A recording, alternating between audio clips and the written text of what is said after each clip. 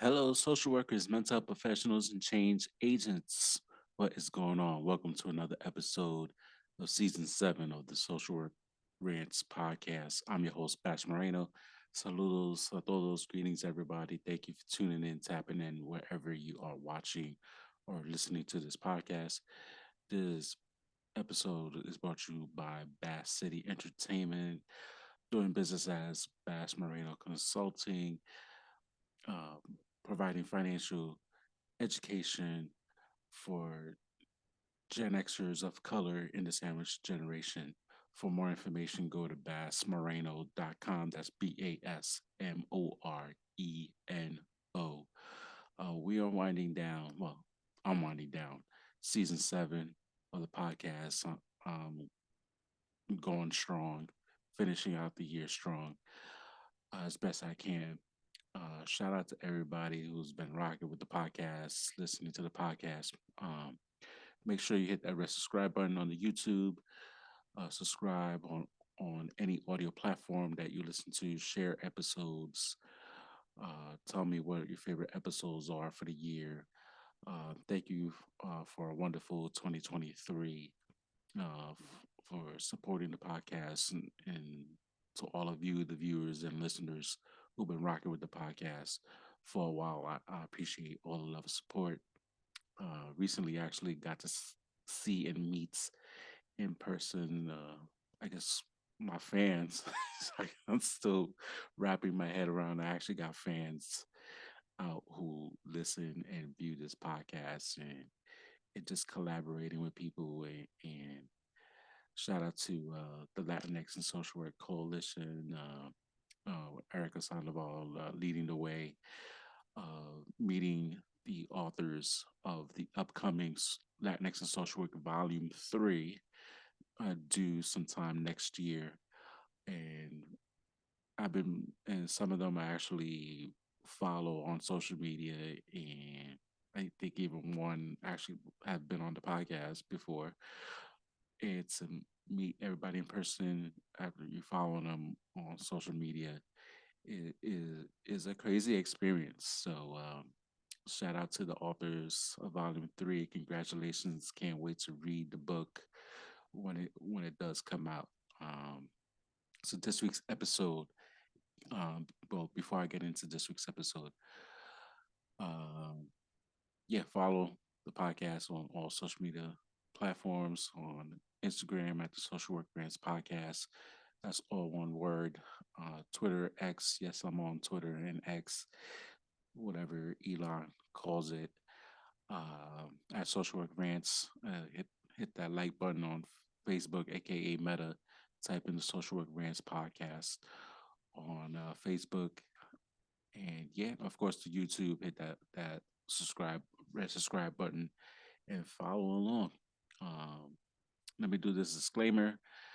This episode and all episodes of the Social Work Grants podcast are not a substitute for individual therapy, counseling.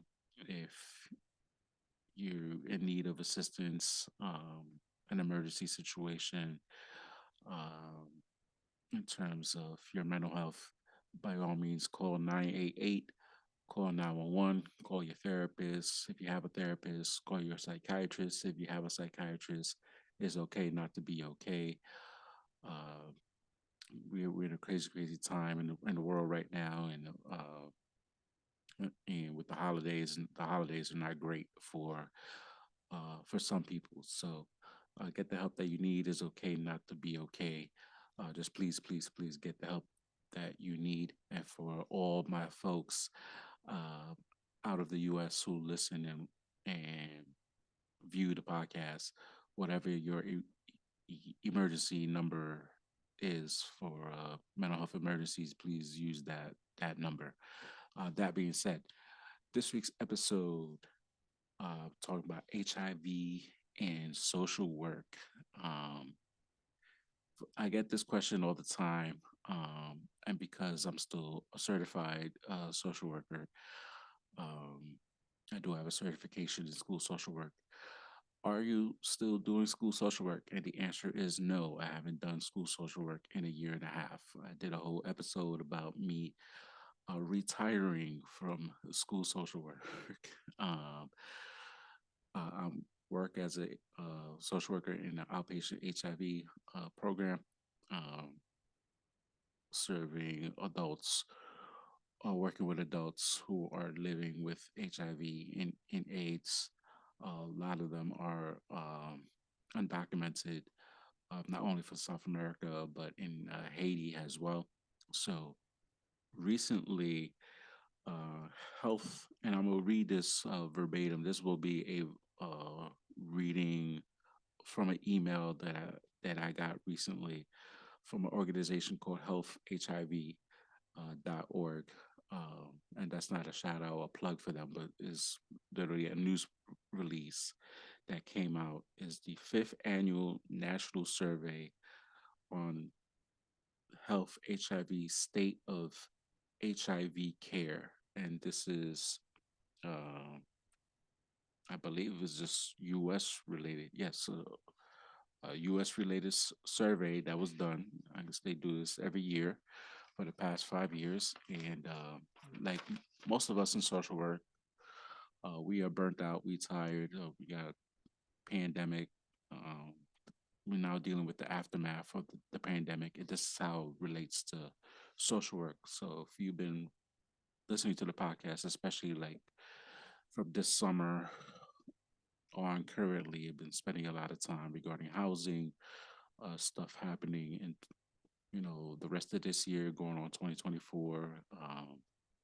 If you listened recently, saw my IG live, I talked about the disaster the U.S. government has been in terms of the Medicaid, rolling out Medicaid again, having people having to recertify for Medicaid, and it's been an absolute. It's been since I'm on YouTube, I don't want to curse, but it hasn't been good to say the least. So basically, I saw this. I got this in the email at work, and I'm like, oh man, this is a perfect topic to talk about this week uh, for a podcast episode. So I want to talk about it today. Um, and just to give you the listeners and viewers, those just education regarding this, HIV is still a huge problem in this country, not as and throughout the world, and but not like it has been in the past. Because of medications like Biktarvy and other different medications that a lot of us see the commercials for. Um, but yeah, uh, so it's important, and especially since 2020, like I said, the immigration crisis that we have in this country, and working with those who migrated into the country during COVID and being newly diagnosed to HIV, or they had HIV and not getting the care that they need in their native country, and they come here seeking care, and it's been a struggle. So now, not only are you learning how to live life in America, and you came during cross the border during a pandemic, that's first and foremost traumatic, and now you're finally trying to address, or now you're newly trying to address having an HIV diagnosis. So I do it a lot at work, to say the least.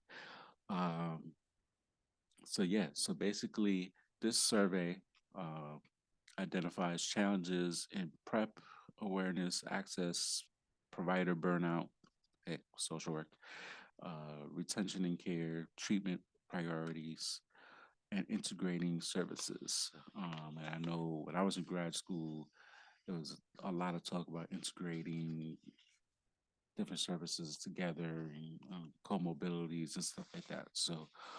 Um, so yeah, so this was a press release that was out of Washington D.C. November 28th. So literally a couple weeks ago. Um, and yet, this very comprehensive uh, news press release that was done. And I remember when I was at the HIV, AIDS, HIV social work conference in DC before Memorial Day. Uh, they did mention some sort of survey, and I'm gonna get to that, how that makes sense in a bit. So let's get jump right into, and again, I'm gonna read this as much verbatim as possible. So bear with me. It may sound boring, or I'm gonna make it try to make it lively so that you could not tune out this episode because this is very important, and I always like to educate my fellow social workers in what is happening and describe different topics that affects us in the field. So here we go. The HIV prevention, care, and treatment landscape shows challenges across the HIV continuum, according to the just released digital report of the findings from the Health HIV State of HIV Care fifth annual survey. The Health HIV survey identified that healthcare providers see significant structural challenges across HIV care continuum, from PrEP awareness. There's a lot of folks. Let me stop right there. There's a lot of folks still don't even know what PrEP is, or can you take it, or who can take it. So um, that right there, that's a huge problem. To HIV viral suppression, impacting progress towards ending the HIV pandemic. So President Biden, he has an initiative uh, that by 2030 he wants to end HIV. Um, but then again, 2024, he's seeking re-election, and the way things are happening in the world is not looking good for him. So, and of course, Republicans, they just want to slash everything, and all that's going to affect us in social work. Okay, back to this press release. um, so basically, releasing the national survey findings in advance of World AIDS Day, which happened on December 1st. So every year, December 1st is World AIDS Day, commemorating or mourning the losses of people who have died as a result of HIV. It's 35 years this past December 1st. It's crazy. It's been 35 years dealing with HIV, the pandemic that exists and continues to exist. Um, so, by releasing the national survey findings in advance of World AIDS Day, the trajectory to end the HIV pandemic by 2030 faces systemic barriers that could impact and have access to HIV prevention, care, and treatments. The key findings represent the challenges and the areas for improving in HIV prevention, care, and treatment, from the burnout of healthcare providers, including uh, burnout, uh, persistent amount among the HIV workforce. Strategies such as flexible scheduling, manageable workloads, and staffing to combat burnout and its related workforce shortage should be prioritized. Easier said than done.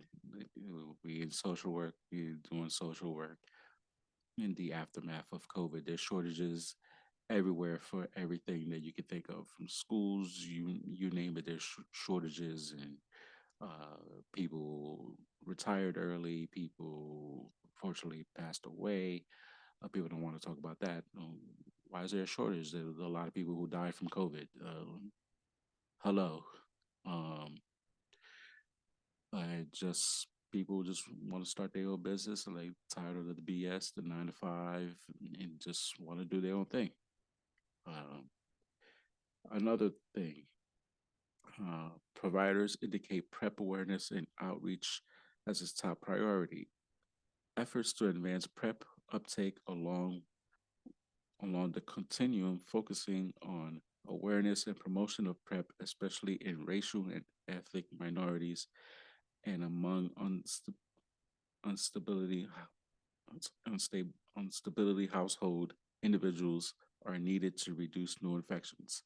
Um, I've been talking about housing ad nauseum a lot through this my time doing this podcast, which will be for almost 4 years. Well, will be 4 years in January. So, and at the conference in DC that I went to, a lot of the issues that we face is housing and transportation. So, if you're dealing with housing issues, you're not going to be thinking about taking your meds, even if it's one pill once a day, or or getting refills. You know, you're going to be thinking about where you're going to sleep at tonight, where you're going to find food. So, uh, I like to see how different organizations deal with this about the how about housing and to reduce new HIV infections. Another finding: limited familiarity with the status neutral care delays integration of prevention and treatment settings. Only 30% of the participants were aware of this framework, underscoring the necessity for enhanced education and promotion of better connections between prevention and treatment environments. These last two I just mentioned, it is important. There is still a huge stigma regarding HIV. And I actually use Magic Johnson as an example when talking to my patients, clients, and they're like, HIV is not when Magic got it is a lot better if you know. However, if you don't start taking your medicine as soon as you're diagnosed, you run a potential of getting sicker. So the quicker you start meds, the quicker you can live a long, healthy life as best you can, while protecting yourself and use condoms or use some sort of protection to protect from the spread. Um, another uh, finding is prescribers are most concerned about managing HIV treatment with competing priorities, including aging, comorbidities, and behavior health. Complexities in care underscore the importance of integrated services effectively address the multifaceted needs of individuals with HIV.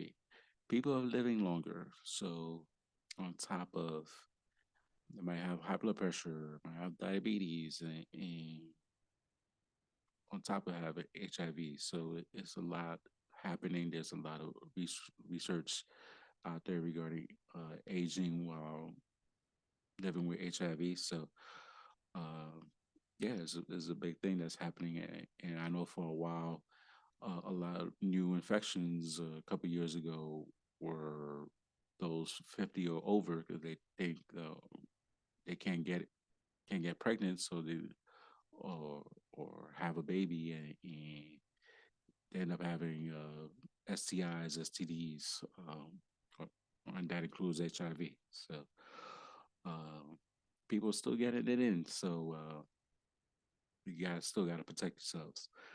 Uh, Another finding: retention in HIV care challenging due to mental health issues, substance abuse, and housing instability. Uh, Developing targeted interventions to address social determinants of health is needed to improve the overall patient engagement and outcomes. We have a huge housing crisis in this country, and it's not only in the US. I've seen stuff in Toronto that's like bugged out. Let's say you have a king size bed, for example, from what I saw in Toronto, and you're renting out the other side of your bed um, to to pay your bills. So that's happening in Toronto, which is absolutely insane.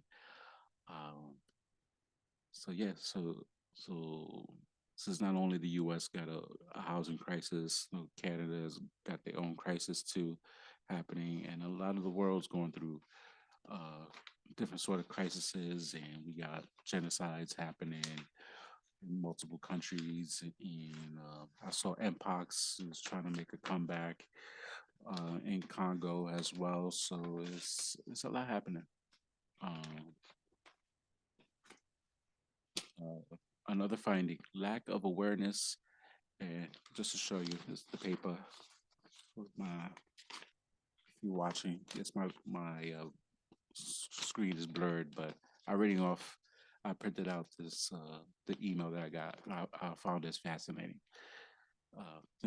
My motto for the podcast: you gonna learn today. You're gonna learn something on this podcast.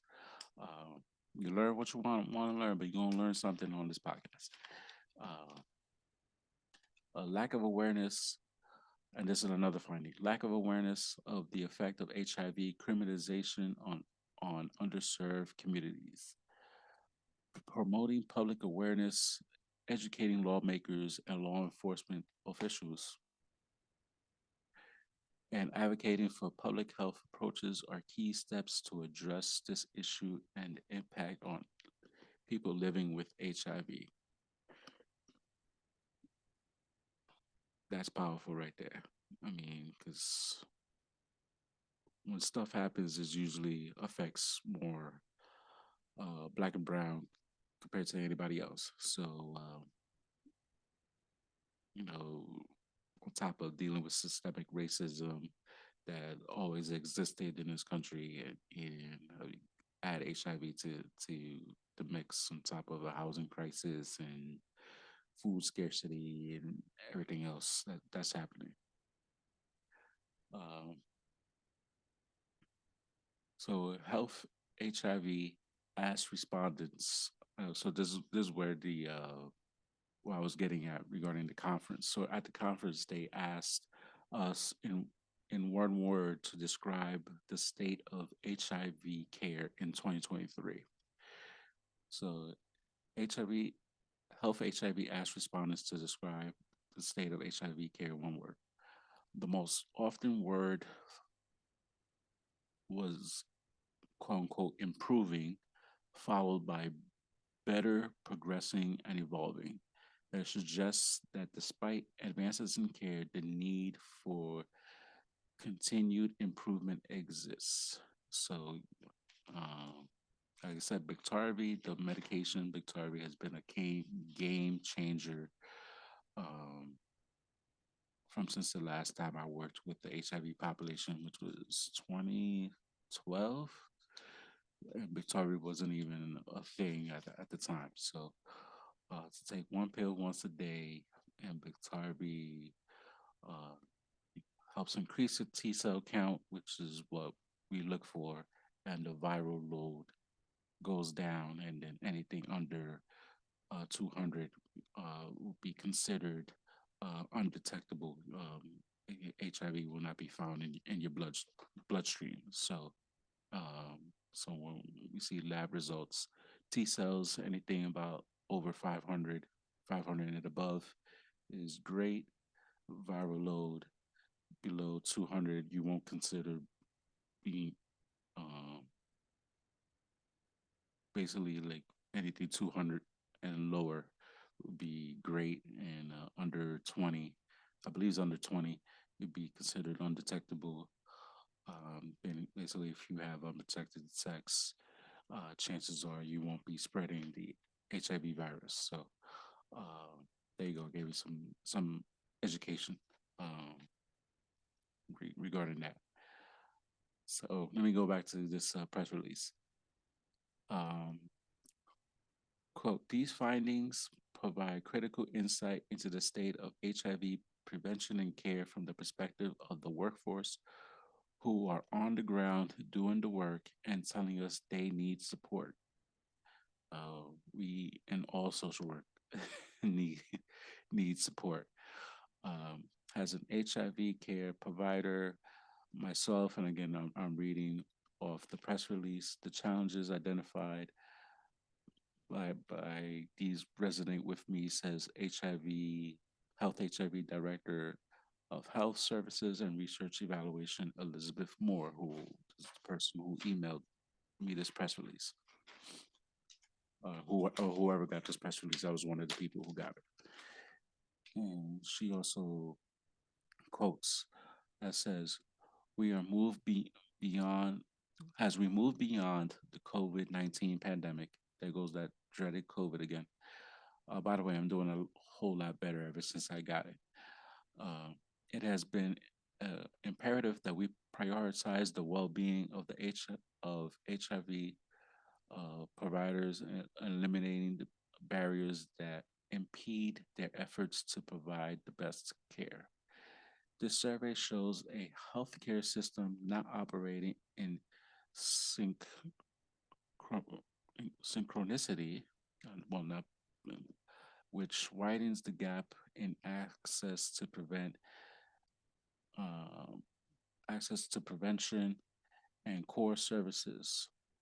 States a Health HIV Executive Director, whoever this person is, um, quote, our data inform and evolving landscape for improving HIV care, and with an exhausted workforce addressing multiple epidemics in a chaotic environment with ongoing challenges to assessing care.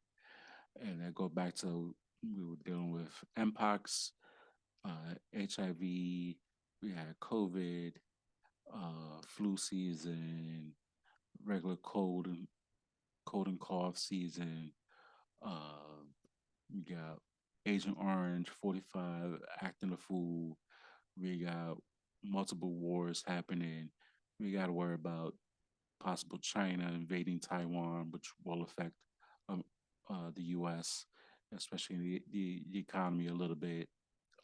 We got a recession that the president refuses to acknowledge. So we got all these things happening all at once, plus living our day to day life, which comes with our own stressors and challenges. So so that was the end pretty much of the news press release that happened. And again, I just wanted to share this in terms of providing some education. If you want to work in with individuals living with HIV, um, obviously you're not going to get it. You shake hands, uh, you know, just eliminate that stigma. You only get HIV from sexual interactions, no sharing blood, semen, no bodily fluids, or IV use to share needles and share dirty needles. Um, so that being said, no, this is my third time working with adults living with HIV, and I love the population. Um, it's pretty much like my passion of working with adults living with HIV. You just learn a lot, medical terminology, comorbidities, drug interactions. You know better about T cell viral load counts and learning different drugs that exist currently, and why somebody might take Biktarvy and somebody else might need to take something else, another HIV drug that's on the market. So it's a lot. Encourage anybody if you want to get into that space to do it. Um, and yeah, it's been a privilege, an honor to work and serve the population I work for, I work with, and I just wanted to bring you this quick episode and let you know about this fascinating press release, and a lot of it. The challenges not only affect uh, working with HIV, but just social work in general, which is why this episode is called HIV and social work. Um, so yeah, moving forward, these next couple weeks as we transition, I'll give my recap of 2023. It's definitely been an interesting year. I still say 2022 was better than 2023, but 2023 was not terrible, and we still got a couple more weeks left. Um, So that being said, give a recap of 2023. Also give prediction for 2024, and also um, talk about 2024, which relates to social work and what to and a call of action to my fellow social workers out there uh, in this space doing amazing work. If nobody has told you this, I'm proud of you of the amazing work that you do serving your clients that you serve, whether you're in private practice, whether you're doing direct practice in schools, in the hospitals, nursing homes, wherever you work at. If you work for yourself and you're helping social workers out to make money, just thank you. I appreciate you. All the great work that you do. Um, and yeah, that is it. Quick to the point.